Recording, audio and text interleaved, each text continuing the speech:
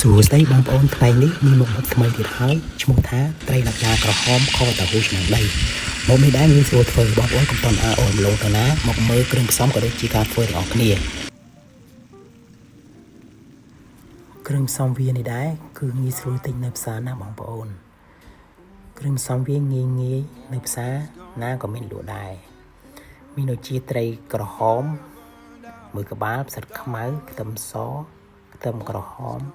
គល់ខ្ទឹមត្រីឡាប់យ៉ានេះដែរខ្ញុំបានធ្វើស្រកាវារួចហើយខ្ញុំគ្រាន់តែយកវាមក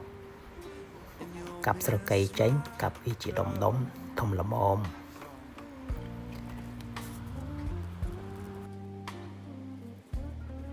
ត្រីឡាប់យ៉ានេះដែរបងប្អូនត្រូវតែកាប់វាឲ្យធំបើយើងកាប់វាទូចពេកពេលដែលយើងបំពងទៅហើយយើងខវាទៅវាអាចបាច់សាច់ត្រីណាបងប្អូន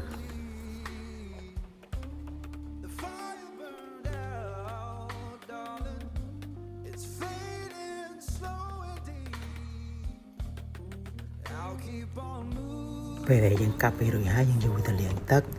ដាក់វាឲ្យស្រស់ទឹកដើម្បីប្រឡាក់គ្រឿងទៅវាចូលជាតិល្អបន្ទាប់មកយើងកាប់តៅហ៊ូដុំធំល្មមដូចគ្នាយើងកាត់តៅហ៊ូហើយយើងមកផ្សំគ្រឿងជាមួយនឹងសាច់ត្រីចាំបាច់ត្រូវតែដាក់ពងមាន់មួយគ្រាប់ដើម្បីឲ្យសាច់ត្រីយើងបំពងទៅមានរសជាតិឈ្ងុយគ្រឿងត្រូវយើងដាក់ប៊ីចេងបន្តិចស្ករសបន្តិចម្សៅស៊ុបបន្តិចបន្ទាប់មកយើងដាក់ម្សៅឆាកូរច្របល់វាឲ្យសព្វម្សៅឆានេះដែរគឺយើងដាក់ដើម្បីឲ្យសាច់ត្រីជាមួយគ្រឿងវាចូលជាតិគ្នាបងប្អូនខំចូលជាតិគ្នាហើយពេលបំពងទៅធ្វើឲ្យសាច់ត្រីយើងហ្នឹងឡើងពណ៌ល្អខ្ទឹមសត្រឹមក្រហមយើងត្រូវបំពងវាឲ្យឡើងក្រហមឈ្ងុយតៅហ៊ូក៏ដូចគ្នាដែរគឺយើងបំពងវាឡើងក្រហមដូចគ្នា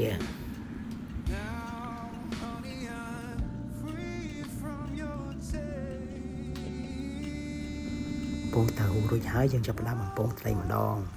ត្រីគឺយើងត្រូវដាំមួយដងដើម្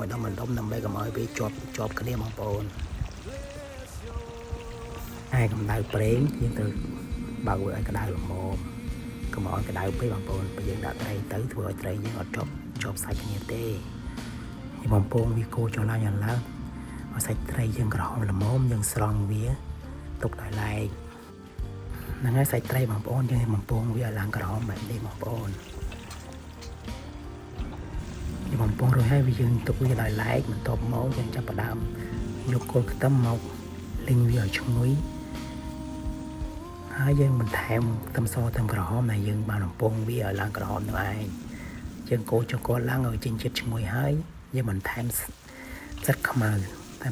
ហើយយើងឆាវាឲ្យឈ្ងុយយើងដាក់ស្រាបន្តិចមកបងប្អូនដល់មានស្រាក៏បានដែរយើងគ្រាន់តែឆាគ្រឿងវាឲ្យឈ្ងុយយើងថែមទឹក1កន្លះមកបន្ទាប់មកយើងវាយគ្រឿងទឹកស៊ីអ៊ីវ2ស្លាបព្រាបាយប្រេងខ្យង1ស្លាបព្រាបាយប៊ីចេង2ស្លាបព្រាកាហ្វេទឹកស៊ីអ៊ីវខាំ1ស្លាបព្រាបាយបន្ទាប់មកយើងថែមម្រេចសបន្តិចហើយយើងដាក់សាច់ត្រីចូលតៅហ៊ូចូលរំងាស់វាប្រហែលជា30វិនាទីទៅបានហើយបងប្អូនយើងរំងាស់យូរពេកធ្វើឲ្យតៅហ៊ូយើងនិងសាច់ត្រីវាអាចបាត់ខត្រីក្រហមតៅហ៊ូឆ្នាំងដីយើងបានរួចរាល់ហើយបងប្អូនអរគុណបងប្អូនដែលបានទស្សនាវីដេអូរបស់ខ្ញុំពីដើមដល់ចប់បើបងប្អូនពេញចិត្តនៅវីដេអូដែលខ្ញុំបានថតនេះសូមបងប្អូនជួយចុច like subscribe ដើម្បីបងប្អូនខ្ញុំនឹងមានវីដេអូចែករំលែកបង្ហូរច្រើនទៀតបងប្អូនអរគុណច្រើនបងប្អូន